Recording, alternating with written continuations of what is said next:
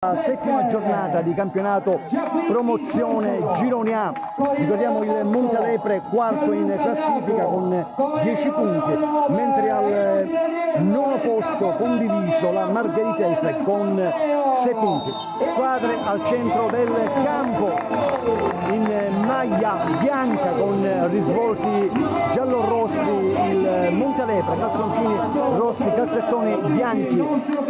Per quanto riguarda invece la Margheritese va a far viaggiare Pillittelli, che è un po' ancora a Rossomando, 1 contro 1, ancora Benjamin Rossomando per Pierce che prova a servire Pillittelli, la mette nel mezzo e c'è un reclamo da parte del Montalepre, un probabile tocco di mano che a nostro parere è del tutto involontario, quindi sarà il Montalepre a ripartire con Pillittelli, Rossomando, ancora Pillittelli la mette al centro, chiude a difesa, poi prova la botta e la rete!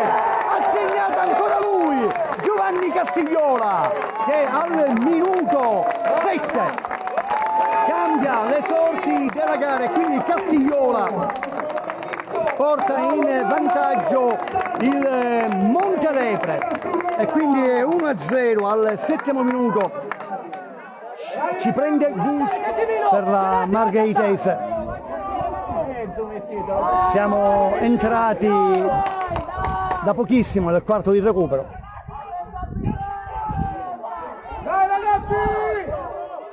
Prova a difendersi la squadra di guida, arrembante la Margheritese.